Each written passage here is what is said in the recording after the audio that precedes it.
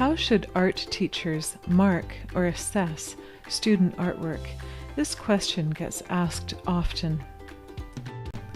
Many teachers acknowledge the subjective nature of assessing student artwork and tiptoe carefully around the freedom of student creativity. The curriculum-aligned method of assessing student artwork offered in this video summarizes a tried and true method of assessing student artwork that is clear, fair, and accountable. Teaching art and assessing student artwork can be divided into two areas: art exercises and art projects. An art exercise is usually short and is designed to introduce specific curriculum content. An art exercise is not designed to set students up to create a masterpiece. Rather, it is designed to introduce and explore a specific concept or method that can be applied to a larger art project. Similarly, in a math class, students are introduced to multiplication and then practice it. On the other hand, an art project is more developed and usually takes more time. Art projects present opportunities for students to apply newly discovered concepts and methods. For example, primary students can learn about different kinds of lines in an art exercise. Different kinds of lines can then be applied to create more interesting drawings in an art project.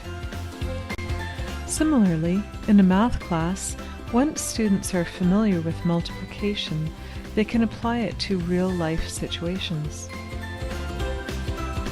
Let's take a closer look at art exercises. To begin an art exercise, set out specific criteria at the beginning. For example, ask primary students to find 3 different kinds of lines in the classroom. Students might find a shoelace, stripes on a shirt, wood grain, and much more. Also, ask students to draw 3 different kinds of lines for a total of 6 marks. Students should understand the marking criteria. Students could experiment, discuss, and collaborate to achieve the 6 marks. This exercise can easily be translated into a more advanced setting. For example, provide intermediate students with a variety of works of art for inspiration.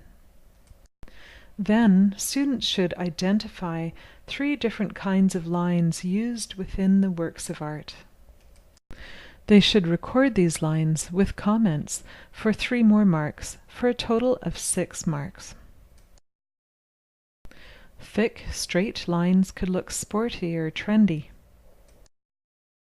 Sketchy, repeating lines could create a feeling of movement. Broken, delicate lines might indicate distance. Students will have many ideas. There are no wrong ideas. This is important. When we ask for a student's opinion about artwork, it is important that we do not mark that opinion as right or wrong. It is their opinion.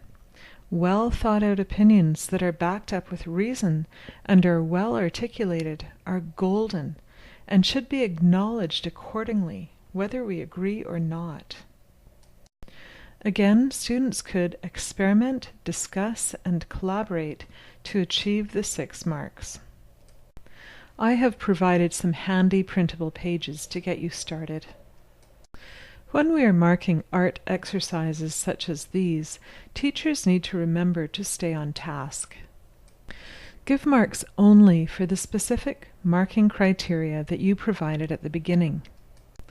Teachers may comment on other things, such as neatness or efficient use of time, but they should not give marks for things that are not part of the specific marking criteria that was set out.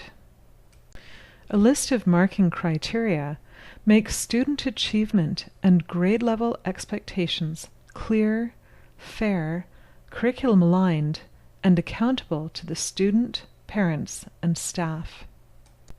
A list of marking criteria reduces the subjective nature of marking student artwork and respects student creativity. Now let's take a closer look at art projects.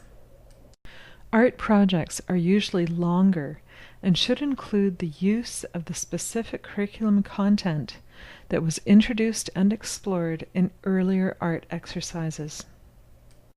Primary and junior students should learn about elements of design, including shapes, colors, lines, and more, in a number of art exercises. These art exercises now become part of the planning phase for student art projects. Start an art project by listing specific expectations and specific marking criteria. For example, ask students to create a painting with at least 3 different shapes, 3 different colors, and 3 different lines for 9 marks. Students could earn 1 additional mark for impressing their teacher, for a total of 10 marks. Students should understand the marking criteria before they start. This approach for an art project can easily be translated into a more advanced setting. For example, if junior or intermediate students have been learning about the principles of design, such as balance, movement, emphasis, and much more, in art exercises, they could then be asked to include principles of design in an art project. In this art exercise, students explore principles of design used by other artists when they created portraits. I have included sample printable pages. Subsequently, in an art project, students should apply the same principles of design. Start an art project by listing specific expectations and specific marking criteria. In this example, students apply principles of design that were introduced and explored in an art exercise. The art exercises completed earlier now become part of the planning phase for student art projects. When marking art projects such as these, teachers need to remember to stay on task. Give marks only for the specific marking criteria that you provided at the beginning.